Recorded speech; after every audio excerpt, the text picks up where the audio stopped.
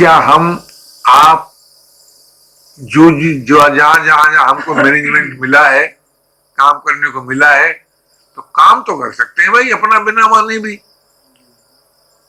सेवा भी कर सकते हैं अपना बिना माने भी। हाँ, प्रभु के नाते से करो,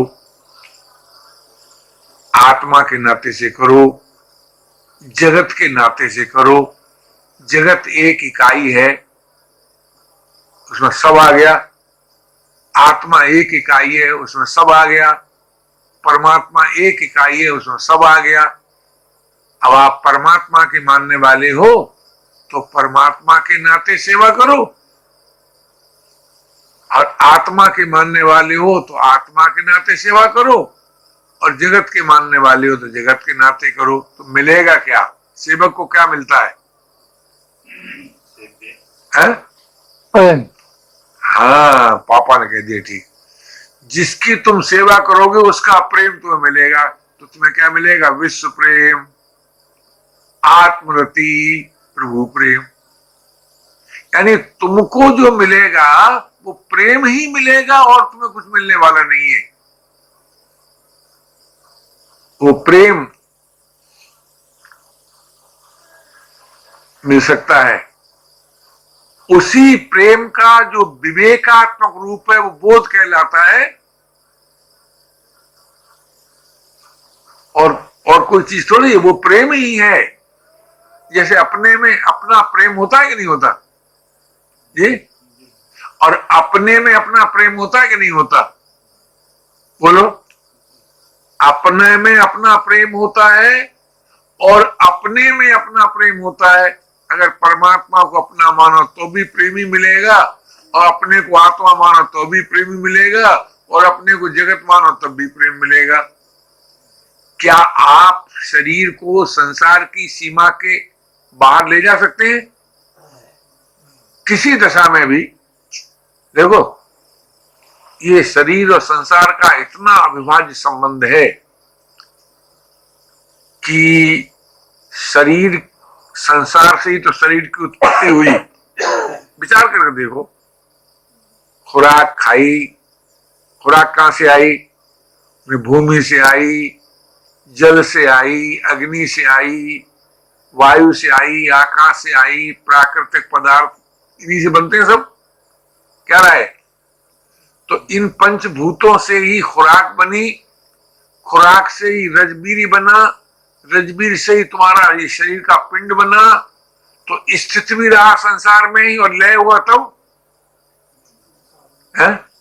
तो उत्पत्ति से पूर्व शरीर संसार में था, उत्पत्ति के बाद भी संसार में है, और लय होने पर भी संसार में है। तो अगर आप शरीर को अपना कह सकते हैं तो विश्व को अपना क्यों नहीं कह सकते? कोई आपकी एक उंगली को कहे ये तो हमारी है, चाक तोड़ दो, पसंद करोगे जी? तो इसलिए विश्व भी आपका स्वरूप है, आत्मा भी आपका स्वरूप है, और परमात्मा भी आपका स्वरूप है। चाहे परमात्मा के नाते सभी की सेवा करो, चाहे आत्मा के नाते सभी की सेवा करो, चाहे विश्व के नाते सभी की सेवा करो। अगर करना है तो केवल सेवा करना है, और मिलना है तो प्रेम मिलना है। अगर कोई मिलने वाला तत्व है तो वो प्रेम है, करने वाला तत्व है तो सेवा है, अथवा तीसरी चीज त्याग है, अचाह होना, मेरा कुछ नहीं।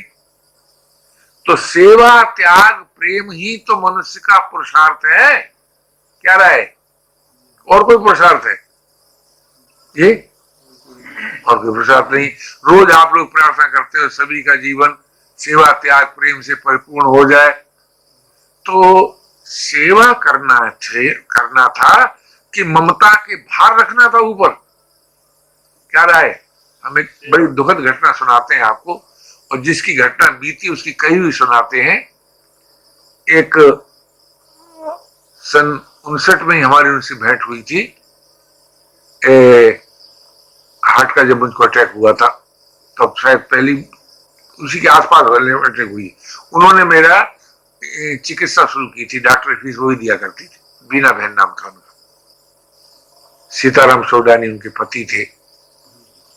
तो महाराज उनका एक लौता लड़का था, किसी भयंकर रोग से पीड़ित था, और उन्होंने पूरी शक्ति लगाकर तन मन धन से उसकी खूब सेवा की। और सुना तो मैंने यहां तक था कि उन्होंने दूसरा बच्चा पैदा नहीं किया, क्योंकि अच्छा दूसरा बच्चा पैदा हो जाएगा तो इस बीमार बच्चे में से मन हट जाएगा। अब आप सोच सकते हैं कितना आदर्श मां थी जी, समझ आ गया ना। तो महाराज बड़ी गहरी ममता थी उस लड़के के भीतर।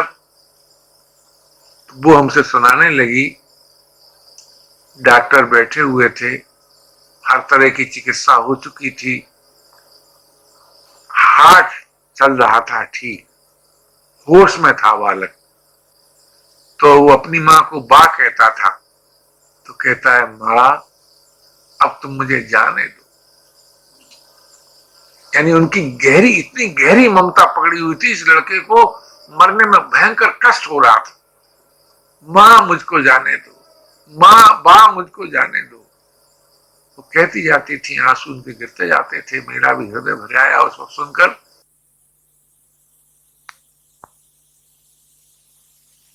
तो मैं आपसे ये निवेदन करना चाहता हूं, कोई भी संबंधी, आपका प्रियजन कितना ही प्रिय हो, अगर आप उसकी ममता नहीं तोड़ेंगे तो स्वयं तो दुखी रहेंगे ही, उसे भी दुख होगा।